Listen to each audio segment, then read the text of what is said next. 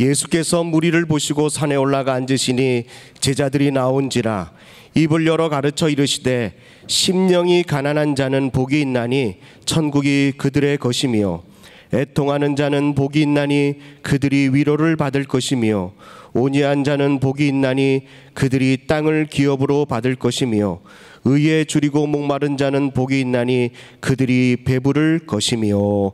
아멘. 세상에 많은 소식들과 이야기들이 있죠. 그런데 이런 이야기를 들어보신 적 있습니까? 가장 웃기지만 슬픈 놀이라는 이야기 말입니다. 유튜브에 많은 사람의 심금을 울렸던 한 영상이 있어서 한번 소개하려고 합니다. 방송실 한번 틀어주시겠습니까? 예.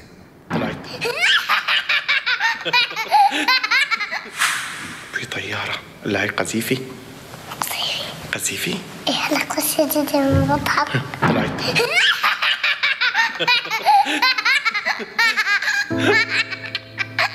بضحك معه قذيفي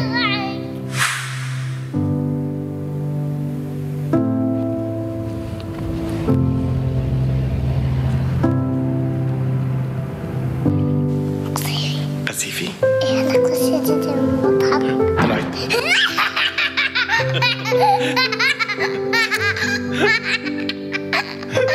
예, 됐습니다. 세상에서 가장 행복한 놀이가 가장 우리가 보기에는 슬픈 놀이가 된 모습이죠. 시리아 난민 중에 한 그 전쟁 지역에 있는 가정의 모습입니다. 딸의 트라우마, 폭탄과 생명 위험에 있는 하루하루 순간순간의 위협에 있는 자녀에게 전쟁에 대한 폭탄에 대한 트라우마를 심어주지 않기 위해서 아버지가 생각해낸 놀이라고 합니다. 폭탄 소리가 날 때마다 웃자, 까르르 웃자. 우리의 생각이 환경을 바꿀 수 있다는 그런 생각도 해보면서 이 영상을 바라보게 됩니다. 여러분 어떻습니까? 코로나 여러분 삶 가운데 어떠한 영향을 끼치고 있습니까? 우리에게 부정적인 면 생각해 보지만 어떤 분은 이렇게 얘기하시더라고요. 한 3개월 정도 됐는데 집에서 글씨를 연습하거나 무엇인가를 배우고 있다면 3개월 동안 충분히 많은 것들을 마스터했을 것이다. 영어나 또한 각종 외국어를 기초만 하더라도 3개월만 해도 기초는 뗐을 것이다. 여러분 3개월 동안 어떠한 일들을 해오셨습니까? 시간 또한 물질 여러 가지 환경들이 우리에게 주어졌는데 우리는 어떻게 선용했을까 생각해 본다면 참 아까운 시간을 많이 우리가 보내지 않았을까 그렇게도 돌아봅니다. 우리가 신앙생활하면서 우리의 삶 가운데 한 번 더 질문해 봐야 되는 것이 있습니다. 지금 신앙생활하면서 믿음 생활하면서 나에게 가장 지금 중요한 것은 무엇일까? 그리고 가장 중요하다고 생각하는 것, 또 필요한 것을 지금 여러분 가운데, 우리 가운데 생각날 것입니다. 리차드 칼슨 미국의 유명한 심리학자는 이렇게 얘기했습니다. 우리는 사소한 것에 목숨을 건다. 그런 책도 있더라고요. 그런데 그 책의 결론은 무엇인지 아십니까? 우리가 사는 모든 것들은 다 사소한 것이다. 우리가 생각하는 모든 것, 중요하다고 생각하는 것조차 사소한 것이다. 왜냐하면 환경에 대해서 생각이 해석하기 때문이죠. 그래서 우리나라에 우리가 잘 알고있다시피 꿈보다 뭐가 좋다고요? 해몽이 좋다는 거야. 어려운 것 하더라도 해몽이 좋으면 환경이 좋게 여겨질 수 있다. 아까 우리가 본 영상처럼 한 가정의 죽음이 어느 순간인가 자기 집에 위험이 닥칠 수 있는데도 웃음으로 바꿀 수 있어. 이후에 이 영상이 크게 화제가 되어서 이 가정이 난민 수용소로 해서 구호단체를 인해서 구조가 됐다는 소식도 연이어서 있었던 것을 듣게 되었습니다. 그렇습니다. 우리의 삶 가운데 우리를 두렵게 하는 것, 또한 나는 무엇을 하며 이 세상을 살아갈까? 신앙을 왜, 믿음을 굳이 유지해야 될까? 다시 한번 돌아보는 것들을 우리에게 좀 필요하지 않을까 생각해 봅니다. 예수님께서 많은 사람들, 수많은 무리들을 모아서 또한 산에서 설교하실 때 우리와 같이 이렇게 수많은 분들이 모여서 하나님의 말씀을 들을 때 그들에게 필요한 것이 무엇이었을까요? 로마 가운데 자신이 안위, 안전, 또한 힘들어하고 먹고 살기 힘든 사람들, 생명의 위협을 느끼고 또한 자신이 안전을 보장받기 위해 예수님의 나라가 빨리, 예수님께서 왕이 되셔서 모든 것을 정리하시고 모든 것을 해결해 주시기를 원하던 그 사람들 앞에 오늘 주님께서는 많은 것들을 얘기하시며 오늘 본문에 있는 것처럼 한번 우리가 본 것처럼 의에 목마른 자, 그들을 찾는다라고 말씀하고 계십니다. 마태복음 6장 33절에 산상설교의 엑기스 같은 말씀인데요, 한번 같이 보기를 원합니다. 같이 한번 읽어볼까요? 시작. 그런즉 너희는 먼저 그의 나라와 그의 의를 구하라. 그리하면 이 모든 것을 너희에게 더하시리라. 우리가 잘 알고 있는 구절입니다. 놀랍게도 우리는 이 예수님의 말씀 가운데 거꾸로 생각하고 있죠. 먼저 우리가 필요한 것을 구하면 하나님 나라도 이루어질 것이고 하나님의 말씀도 의도 이루어질 것이다라고 생각하고 있습니다. 그런데 주님은 반대로, 우리의 생각과 믿음 생활의 반대로 너희는 먼저 무엇을 구하라고요? 하나님의 나라와 하나님의 의를 구하라고 얘기하고 있습니다. 그렇다면 우리가 살아가면서 참 복잡하죠. 의인, 성경에서 제가 의라는 단어를 찾아보니까요, 컴퓨터가 에러가 걸리더라고요. 너무 많은 단어가 나와서 의인, 의로서, 의에 대하여 뭐 이런 것들을 단어를 같이 연관 검색으로 하니까 성경 사전이 검색을 포기하더라고요. 그만큼 성경은 의에 대해서 많은 부분들을 창세기부터 요한계시록까지 수많은 구절을 다루고 있다는 거예요. 그만큼 중요한 뜻이라는 거예요? 중요하지 않다는 뜻입니까? 중요하다는 뜻이죠.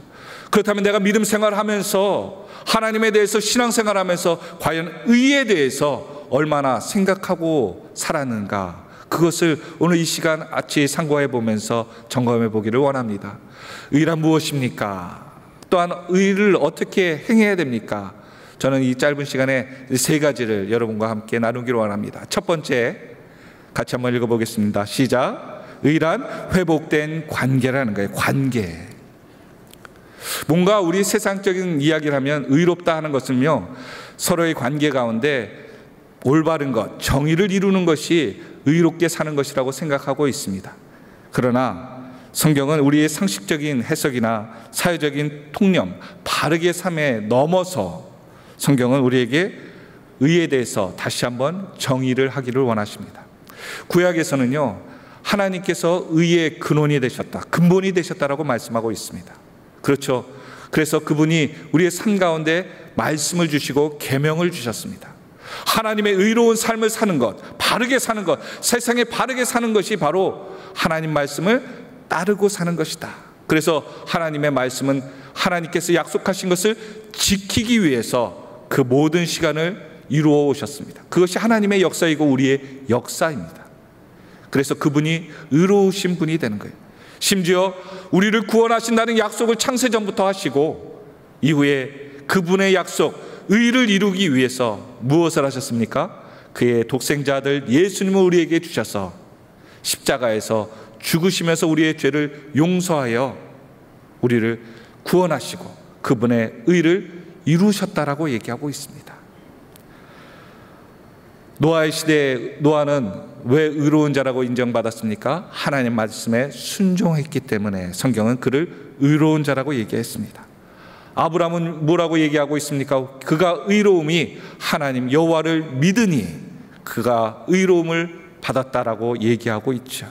또한 다말에 대해서 아십니까? 그 시아버지 유다가 자신의 자녀들과 결혼했을 때 그 며느리가 자식이 자꾸 죽는 것을 보고 며느리에 대한 불안감, 두려움이 있어 멀리 보내지만 자신이 하나님의 백성, 그 자녀를 낳아야 된다는 하나님의 말씀에 순종하여서 시아버지와 함께 동침함으로 후손을 낳게 됩니다. 사람들은 얘기하죠. 어떻게 며느리가 시아버지를 유혹할 수 있어. 그러나 하나님의 말씀에 순종하고 또한 하나님 말씀 가운데 헌신하는 사람은 자신의 생각보다 인간적인 윤리를 넘어서 하나님 말씀에 순종하려 그를 성경은 다말을 의인이라고 여겼다는 것입니다. 참 이해하기 힘든 것이 하나님의 의 같습니다.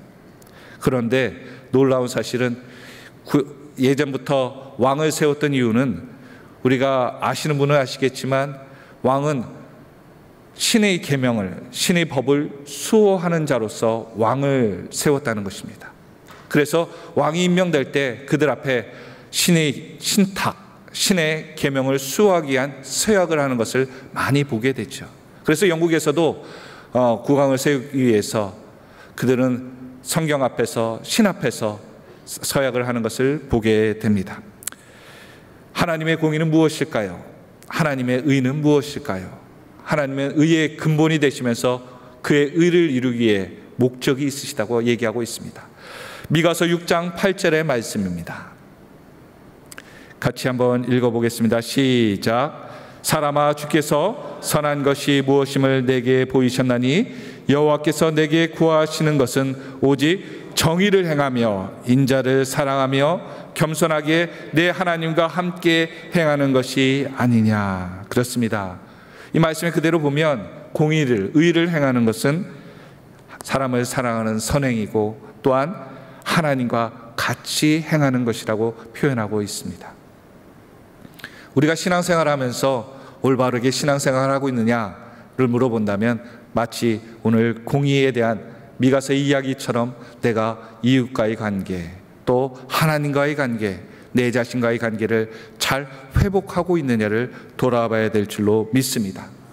그런데 의인은 고난을 당합니까? 당하지 않습니까? 의인도 고난을 당하더라고요.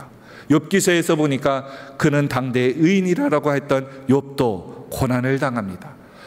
왜 하나님을 믿고 의롭게 사는데도 고난을 받을까요? 의에는 긍휼과 용서가 있기 때문입니다. 그 속성을 배우기 위해서는 고난의 과정을 통과해야 하기 때문입니다. 그러기에 우리가 하나님 앞에 믿음을 지키고 의롭게 살기 위해서는 고난도 함께 할 수 있음을 기억해야 될 줄로 믿습니다. 왜요? 우리가 하나님 앞에 긍휼하심과 용서를 배우기 위해서 말입니다. 우리 인생의 신앙생활 가운데 삼각의 관계라는 것이 있습니다. 삼각관계, 세상은 나쁜 표현을 하지만 이것은요, 하나님과 나와의 관계, 나와 이웃과의 관계, 나와 내 자신과의 관계를 이야기하고 있습니다. 이 세 삼각관계가 건강할 때 신앙생활의 관계도 온전해질 수 있다는 것입니다. 어떻습니까? 하나님과의 관계가 원만하고 아름답습니까? 하나님께서 그 관계를 회복하라고, 그것에 굶주리고 목마름처럼 갈증을 느끼라고 우리에게 영적인 도전을 하고 있습니다. 이웃과의 관계입니다. 이 어려울 때 사람과 떨어지길 원하고 그 사람에 대해서 관심을 끊는 것이 아니라 어려울 때일수록 우리가 육체적인 관계가 아니라 영적으로 또한 정신적으로 환경적으로 그것을 뛰어넘을 수 있는 우리에게 지혜를 주셨기 때문에 우리가 할 수 있는 모든 방법을 동원하며 그들의 관계를 회복시키라고 말씀하신 거예요. 그러니까 교회 중심했다가 이제는 어느 중심으로 들어가고 있습니까? 가정 중심으로 가고 있는 것 같아요. 목회자 중심에서 가장 중심으로 우리의 신앙의 패턴들이 많이 이전되고 있는 것 같습니다. 교회 오기 힘드니까 이제 가정에서 가장들이 믿음의 선포와 믿음의 예배와 믿음의 헌신을 요구하고 있죠. 그래서 자녀들 앞에서 이제는 뜸뜸이 보던 자녀들이 이제 학교도 가지 않습니다. 계속 집에 눌러 있어요. 그러면서 부모와 함께 대화하고 활동하는 것을 보게 됩니다. 부모가 이때 어떠한 영향을 미칠까? 어떠한 관계를 회복시켜야 될까? 어쩌면 누군가 병원에 아파서 누워있을 때 그가 아픔이 목적이 아니라 그 아프면 어떻습니까? 서운했던 관계들, 그 사람들도 가족이 병원에 오거나 또한 병을 같이 돕기 위해서, 환자를 돕기 위해서 옆에 붙어 있죠. 그러다 보면 서운했던 관계, 또한 다독였던 마음들을 열어가며 그들에게 대해서 고마운 마음들, 또 회복의 관계를 하나님이 주시는 것 아닐까 그렇게 생각해 보기도 합니다. 오늘 저와 여러분에게도 환경이 어렵습니까? 그렇다면 그 환경만을 볼 것이 아니라 전쟁 속에서도 웃을 수 있는 아이의 웃음처럼 우리가 하나님 앞에서 우리가 회복할 수 있는 것들을 회복하는 기회로 삼는다면, 관계를 회복한다면 더 큰 의미의 삶을, 믿음의 삶을 회복할 줄로 믿습니다. 성경에 보니까 이렇게 회복한 여인이 수가성의 여인입니다. 이웃의 관계가 끊어졌어요. 시에스타, 이 낮에 사람들이 다니지 않고 그 취침하고 쉬는 시간에 그녀는 물을 기르기 위해 사마리아 여인은 갑니다. 우물가로 갑니다. 그때 누구를 만납니까? 한 외간 남자를 만나죠. 여러분, 한국에서도요, 갑자기 어떤 남자가 한 여성분에게 뭔가를 물어보면 움찔합니다. 벌건대낮에도 말입니다. 그런데 아무도 다니지 않아요? 우물가에 혼자 물길로 갔는데 외간 남자가 자신에게 어떠한 목적인지 알지 못하지만 말을 겁니다. 그런데 그 여인은 그 대화를 열어봅니다. 그리고 그것이 예전에는 선생인 것 같고 선지자 같았는데 이제는 그분을 메시아라고 얘기하고 있습니다. 그런데 하나님의 관계가 열리니까 어떻습니까? 그는 마을로 뛰어갑니다. 그리고 그 마을에 들어가서 사람들의 관계를 열어냅니다. 왜 그렇습니까? 하나님의 의가 하나님을 모시니까 그의 관계가 풀어지는 역사가 있었던 것입니다. 오늘 우리가 믿음 생활하면서 내 관계 가운데 묶여 있다면 그것은 내가 아무리 풀려고 해도 풀리지 않는 것 같아요. 하나님이 내 안에 들어오신다면, 하나님의 의가 내 안에 심긴다면 이 관계가 회복될 줄로 믿습니다. 그것을 위해서 열심을 다해야겠죠. 하나님께서 먼저 나를 구원하시기 위해서 모든 것을 준비하신 것처럼 말입니다. 그분이 관계를 회복하기 위해 쓰셨던 것처럼 우리 믿음의 사람들도 회복을 위해서 쓰는 저와 여러분이 되기를 예수 그리스도의 이름으로 축원드립니다. 두 번째로, 의란 무엇일까? 같이 한번 읽어볼까요? 둘째는 예수님이시라는 거예요. 아까 말씀드린 대로 구약의 의는 하나님을 상징하고 있습니다. 하나님이 바로 말씀이고 계명이다. 그분을 통해서만이, 그 말씀을 지켜야지만이 살 수 있다. 이 살 수 있다는 의미는요, 굉장히 중요합니다. 여러분은 어떻게 믿음 생활하면서 하나님 앞에 인정받기를 원합니까? 의로워져야지, 내가 의롭다라고 해야지만이 우리의 신앙이 인정받을 수 있습니다. 근데 여러분이 의로워질 수 있는 방법, 내 자신이 하나님 앞에서 의롭다고 인정받을 수 있는 방법이 무엇입니까? 예수님께서는 이 부분에 대해서 우리에게 고민하라고 말씀하신 거예요. 모든 사람에게는 의가 없습니다. 이사야서 45장 8절의 말씀입니다. 같이 읽어보겠습니다. 시작. 하늘이여 위로부터 공의의 뿌리를 구르며 의를 부를지어다.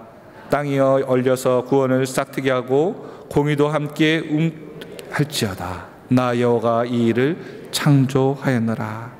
하나님은 이곳에 오셔서 우리의 삶 가운데 인격적인 의의 열매를 맺기 위해 오셨다라고 구약에서 미리 선포하셨습니다. 그리고 로마서 1장 17절의 말씀입니다. 같이 한번 읽어보겠습니다. 시작. 복음에는 하나님의 의가 나타나서 믿음으로 믿음에 이르게 하나니 기록된 바 오직 의는 믿음으로 말미암아 살리라 함과 같으니라. 자, 그대로 띄워주시고요. 여러분, 복음 가운데, 의 가운데 예수님이란 단어를 넣으면 어떨까요? 복음, 예수님에게는 하나님의 예수님이 나타나서 믿음으로 믿음에 이르게 하나니 기록된 바 오직 의는 믿음으로 말미암아 산다.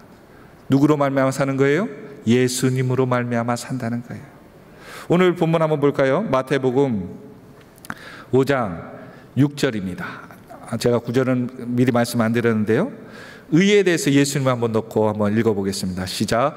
예수님에 대하여 줄이고 목마른 자는 복이 있나니 그들이 배부를 것이요. 예수님께서는 공생애를 시작하실 때 배부르셨습니까? 굶주리셨습니까? 40일 금식하시고 굶주리셨습니다. 또한 그분의 모든 공생애를 끝날 때 십자가상에서 달리셔서 뭐라고 말씀하셨습니까? 내가 목마르다 라고 얘기하셨습니다. 왜 그분이 굶주리고 왜 그분이 목말라야 할까요? 이사야서에서 보니까 그분이 채찍에 맞음으로 우리가 어떻게 됐다고요?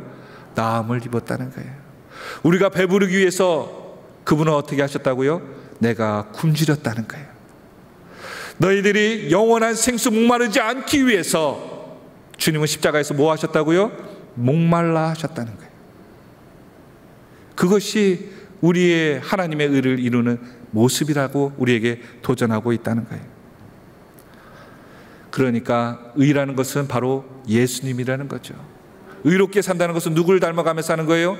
예수님을 닮아가고 사는 거예요. 의면 내가 정의롭게 산다 이것이 아니고요. 예수님을 내 마음에 모시고 예수님과 함께 예수님처럼 예수님을 기쁘게 하기 위해 사는 사람, 예수님 때문에 목마른 사람, 그 사람이 의로운 사람, 의인이라고 말씀하는 줄 믿으시길 바랍니다. 그런데 한 가지 문제가 있습니다. 무엇이냐면 우리가 그 의의 목마름을 중요하게 여기지 않는다는 거예요. 예수님을 찾아온 부자 청년이 있습니다. 그가 찾아왔을 때 의에 목말라 있었습니다. 그래서 그 의에 대해서, 영생에 대해서 예수님께 물어보죠. 그러자 예수님께서는 그에게 뭐라고 말씀하십니까? 내가 한 가지가 부족한 것이 있다. 내 재산을, 돈을 다 팔아 가난한 자에게 나눠주고 나를 쫓으라. 그것이 하나님께서 그 청년에게 필요한 의였습니다. 그것이 주님을 마음에 모시고 따르는 인생이었습니다. 그때 그 부자 청년의 반응은 어땠습니까? 고민했다는 거예요. 갈등하고 떠났다는 거예요. 우리 인생 가운데 하나님께서 내가 중요하다고 생각하는 것, 신앙생활에 중요하다고 생각하는 것, 그것이 아니다. 네 모든 것을 포기하고 나를 따를 수 있느냐라고 물어보실 때 나는 고민할 것인가, 순종할 것인가, 그것이 우리가 하나님 앞에서 올바른 의를 이루고 살고 있는지를 점검할 수 있는 방법이라는 것이죠. 심지어 이것을 성경은 목마르고 갈증난다라고 표현하고 있습니다. 의에 줄이고 목마른 자. 그래서 이 표현은요, 성경에 보니까 탕자가 모든 자신의 재산을 잃어버리고 굶주린 상태, 그래서 이제 굶어서 죽게 되었는데 누구에게 돌아가야겠다? 아버지에게 돌아가야겠다. 아버지. 맞아 죽더라도 아버지한테 죄송합니다 라고 얘기하고 돌아가야겠다는 상태를 얘기한다. 또한 예수님께 찾아와서 예수님께 자신의 자녀를 치료해달라고 외쳤던 한 여인의, 그래서 예수님께서는 개에게 그런 것들을 해줄 수 없다라고 했을 때 그 여인이 고백한 것이 무엇입니까? 주인의 개들도 떨어진 떡을 먹으며 생명을 유지하는데 라고 표현했죠. 이 유대인들의 관습 중에 하나는 손을 정결케 하면서 음식을 먹는 습관이 있다고 합니다. 그런데 이 물이 없으면 이 음식을 손으로 먹기 때문에 이 손을 씻는 빵이 있었다고 하는 거예요. 그러니까 우리가 집에 있는 영양간식을 주는 개 키우는 분위기가 아니고요, 손에 더러운 것을 씻어내고 그것을 땅바닥에 버렸을 때 집에 키우던 개들이 그것을 먹는 모습을 이 여인이 이야기하는 것입니다. 그러니까 얼마나 비참합니까? 그것을 먹어야 되는 개들은 왜 먹습니까? 행복해서? 아니요, 살기 위해서 먹는 거예요. 그 줄이고 목마름, 그 표현을 성경은 예수님께서 하시는 겁니다. 너에게 예수님에 대한 그 필요성을 줄이고 목마름을 이와 같이 할 수 있느냐라고 말입니다. 오늘 내가 믿음 생활하면서 예수님 아니면 안 됩니다라고 하는 그러한 생활이 결단이 내 마음 가운데 있습니까? 아니면 부자 청년처럼 주님이 계셔도 안 계셔도 있으면 좋고요, 없어도 그냥 살아갈 만합니다 라고 외치고 있느냐라고 주님은 우리에게 물어보시는 거예요. 나는 얼마나 의를 사모하는가, 주님을 사모하는가. 또한 부자 청년이 찾아온 것처럼 니고데모라는 사람도 주님을 찾아왔습니다. 그리고 의에 대해서, 영생에 대해서 물어보았을 때 그는 하나님 앞에서 마음의 결심을 하게 됩니다. 그리고 이후에는 예수님을 죽이라고 했을 때 예수님에 대해서 간접적으로 그 일을 행하지 말라고 권면합니다, 사람들에게요.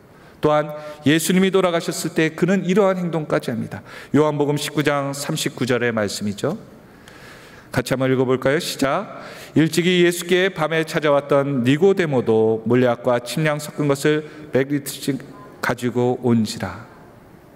지금 예수님은 반역죄로 형벌을 받아 죽은 사형수입니다. 그러니까 그와 접촉한다는 것은 자신의 신변에, 자신의 명예에도 많은 영향을 끼친다는 거예요.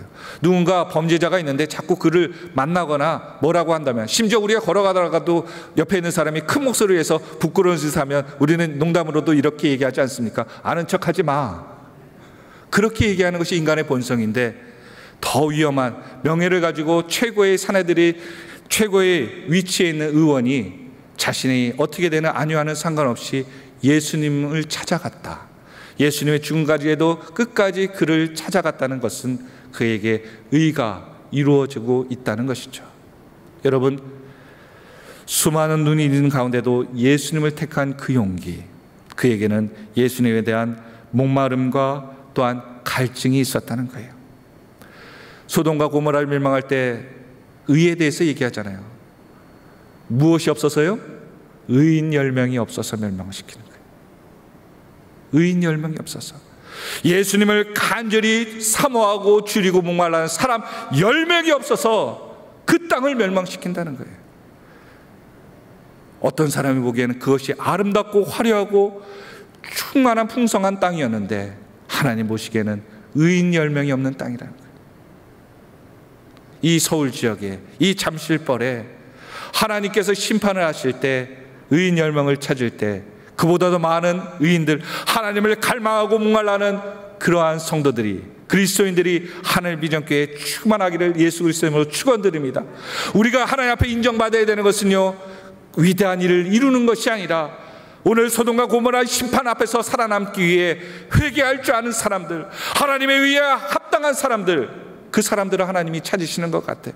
이 멸망의 세대, 심판의 세대에 준비하기 위해 우리를 찾으실 때, 너는 의에 대해서 목말라 했느냐, 의에 대해서 굶주려 왔느냐, 그것을 물어보실 것 같아요. 주님을 위해서 내가 이 많은 것들을 해왔습니다. 아니야. 지금 너는 주님 때문에 목말라 하느냐. 에서와 야곱도 왜 하나님은 야곱을 축복했을까요? 연약한 속이는 자? 아니요.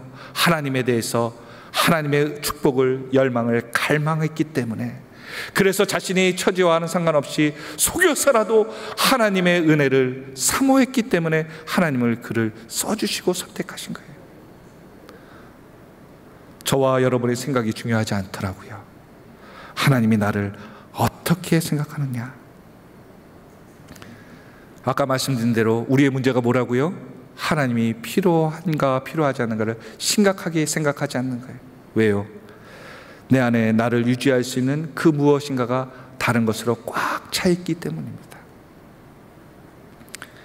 그래서 주님이 아니어도 내가 내게 계획하더라도 하고 살 수 있다는 자신감이 차 있기 때문에 성경 그것을 교만이라고 하죠. 교만이라고 하는 거예요.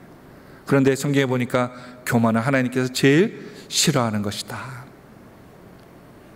내 자신이 하나님 앞에서 교만하지 않다라고 얘기할 수 있는데, 수많은 것들이 그대로 차 있다면 나는 하나님 앞에 거짓말하는 것입니다. 여러분에게 묻습니다. 하나님 때문에, 주님 때문에 내가 가진 것을 포기할 수 있습니까? 그 질문이 우리에게는 매일매일 던져져야 되는 거예요. 내 계획도, 내 욕망도, 내 욕심도 주님 때문에 내려놓을 수 있습니다. 주님이 원하신다면 내가 죽음의 길이라도 선택하며 갈 수 있습니다. 그 사람이 의에 줄이고 목마른 자라고 말씀하는 줄 믿습니다. 오늘 교회도 주님이 살려주셔야지만 살 수 있습니다. 내 삶도 주님이 계셔야지만이 살 수 있어요. 내가 의를 이룬다고요? 아닙니다. 오늘 주님은 그 수많은 하나님을 믿는 이스라엘 백성 가운데, 오늘 저와 여러분 가운데도, 예배를 드리는 우리에게도 내가 의 없이는 살 수 있느냐 물어보신다면 나는 어떠한 반응을 하겠습니까? 마지막으로 세 번째입니다. 세 번째, 의에 대해서 같이 한번 읽어볼까요? 시작.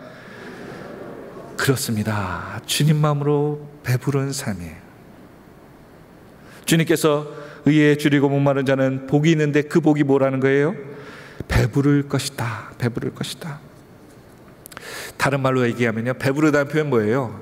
꽉 차 있기 때문에 다른 것에 좋은 것, 음식이 있어도 들어간다, 안 들어간다? 안 들어간다는 거죠. 신령은 하나님의 것으로 채워졌기 때문에 세상의 어떤 귀한 것도, 이전에 내가 탐내했던 것도 그것이 느껴지지 않고 식욕으로 느껴지지 않는, 갈망하는 것으로 느껴지지 않는 상태, 그것이 영적인 배부름이라고 얘기하는 거예요. 예전에 이 장애인들을 이제 같이 있었던, 수용소는 아니었고요, 이게 같이 치료하는 학교, 장봉도라는, 인천 지역의 장봉도라는 섬에 수련을 간 적이 있습니다. 가니까 이 첫날에 도착하니까 이제 점심을 먹어야 되는데, 이 장애우 아이들, 이렇게 방학을 갖고 남아있는 그 시설에 남아있는 학생들과 밥을 먹게 된 거예요. 그런데 설거지가 제대로 안 된 상태, 막 음식 찌꺼기가 식판에 붙어 있고 그걸 주더라고요. 가니까 지금 여러분 생각 어떻습니까? 같이 그걸 먹고 싶겠습니까? 아니면 한 번 더 씻어서 어떻게든 먹겠습니까? 똑같습니다. 제 생각도 처음에 도착해서, 아니 하나님 앞에 은혜 받기 위해서, 봉사하기 위해서 왔는데 이걸로 어떻게 밥을 먹어? 그러면서 한 2끼는 굶었습니다. 다음날 배고프니까 어떻게 돼요? 죄송합니다, 세상말로 눈이 돌아갔습니다. 식판에 뭐가 있는 게 중요합니까? 안 합니까? 밥을 더 줘야지. 밥을 더 줘야지. 먹기 바쁘더라고요. 배부르니까 뭐가 붙어있던 뭐가 신경이 하나도 쓰이지 않더라고요. 하나님 앞에 충만하니까요, 계산되지 않더라고요. 내 인생 가운데도 육신이 충만하니까요, 모든 것 가운데 다 이것이 천국이야, 이것으로 만족해, 그렇게 되는데, 하나님의 영적으로 충만하다면 얼마나 놀라운 기적이 일어날까요? 그 중경에 성경에 보니까 삭개오더라고요. 삭개오가 사람들이, 가난한 사람들에게 착취하고 동족들에게 돈을 착취하는 세금장, 징수원이었습니다. 그런데 그가 돈을 많이 갖고 있어도 기뻐요, 안 기뻐요? 찝찝한 거예요. 그러자 그가 방법 생각한 것이, 예수님을 만나면 뭔가 해결될 것 같다, 그 생각이 든 것 같습니다. 그래서 나무 위에도 오르고 어떻게든 예수님의 비유를 맞춰 뭔가를 좀 얻어내려고 했던 것 같습니다. 그런데 그 안에 예수님을 깊이 만나니까 그가 어떻게 인생이 바뀝니까? 남의 것을 뺏어서 자기의 것을 채울 때 기쁨을 느끼던 사람이 이제는 자기 것을 내어주어 다른 사람을 채울 때 배부름은, 영적인 배부름과 기쁨을 느끼는 인생으로 바뀌었다는 거예요. 여러분 어떻습니까? 여러분은 신앙생활 하면서 여러분의 영적인 갈증을 어떻게 해소하고 있습니까? 배부름의 축복은 오랫동안 천천히 이루어지는 것이 아니고요, 즉시 이루어지는 겁니다. 내가 하나님 앞에 결단하면 그 순간 영적인 충만함이 우리 가운데 있을 줄로 믿습니다. 그래서 성경은 이렇게 얘기하고 있습니다. 시편 23편 1절의 말씀입니다. 같이 읽어볼까요? 시작. 여러분 그렇습니까? 예수님만으로 배부르십니까? 그런데 놀라운 사실은 영적인 비밀이 여기 하나 더 숨겨져 있더라고요. 성경에 오래 보니까 영적인 이 배부름이 있으면요, 또한 또 다른 갈증이 생긴다는 거예요. 왜요? 새로운 영적인 이 질적인 갈증이 생긴대요. 더 새로운 영적인 충만함, 하나님의 새로운 모습을 더 알기 위해서 애쓰는 갈증이 시작된다는 거예요. 내가 이것으로 만족해라는 정지된 상태로 끝나는 것이 아니라, 이 배부름은요, 하나님 앞에 더 충만함을 사모하고 더 새로운 것을 사모해요. 그래서 더 거룩해지길 원해, 더 새로워지길 원해, 내가 주님 앞에 부족함을 더 없어지길 원해. 이렇게 믿음의 고민과 갈등을 하는 인생이 되어간다라고 얘기하고 있습니다. 정리를 하겠습니다. 우리의 삶 가운데 예수님만으로 만족하십니까? 무엇을 해서, 아까 첫 번에 질문한 것처럼 나의 신앙에 가장 중요한 것이 무엇이었습니까? 세상 것이라면 어쩌면 그것이 주님 보시기에 너무나도 사소한 것은 아닐까요? 목사님, 생명의 문제가 있는데요, 건강의 문제가 있는데요, 내 물질 때문에 내 가정이 어려움에 대해서 최악의 상태인데요, 그럴지라도 오늘 주님께서 내 안에 계신다면 그분이 해결해 주지 않으실까요? 그 믿음은 없습니까? 오늘 저와 여러분 한번 같이 해볼까요? 예수님 때문에 배부르다. 이 고백이 이 한 주간 오늘 순간순간에 있기를 예수 그리스도의 이름으로 축원드립니다. 기도하겠습니다.